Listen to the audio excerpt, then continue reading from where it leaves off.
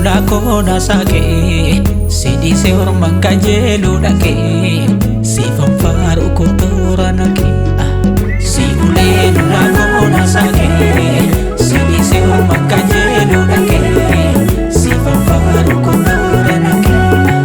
Namno finsa musa fanisa Yesus tulumbu fayyisa Gammachuun sinala gamisa Gamisa gamisa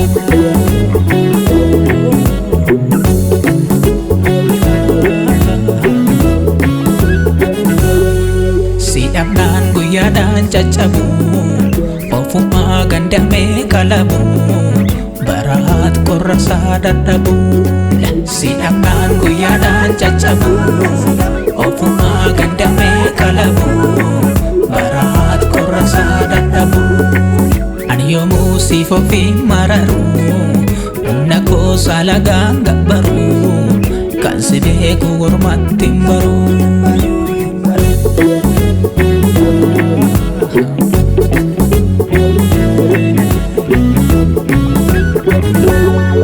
Mana saat fayyinaa tolumaan argatu Mucaa kee hangafaa san sirraan fudhatu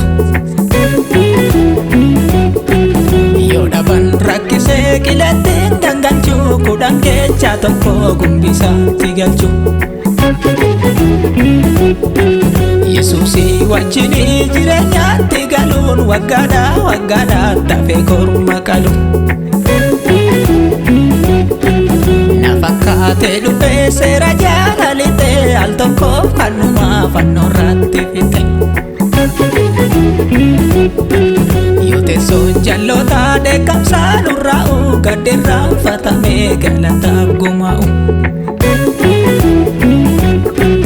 Gaddeerraa uffatamee galataaf gumaa'u Gaddeerraa uffatamee galataaf gumaa'u Boo'ichirraa uffatamee galataaf gumaa'u Boo'ichirraa uffatamee galataaf gumaa'u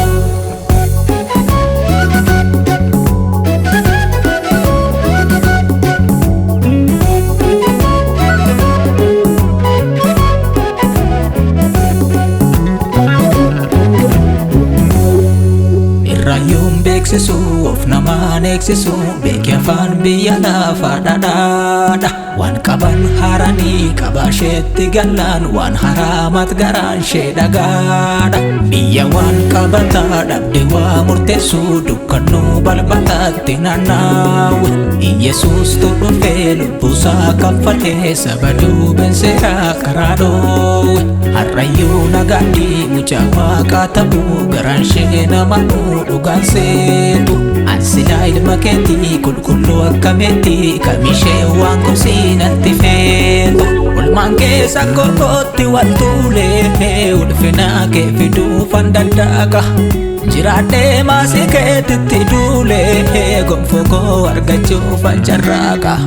waan dachee tanarraa ija kaaseen kee ta'uu koo iyyee hundatto deecha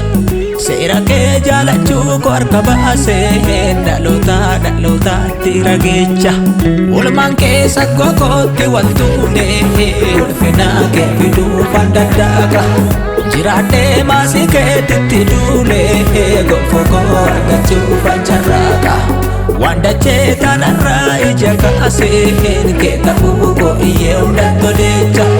seera kee jaalachuu koo harka baaseen dhalootaatti rageecha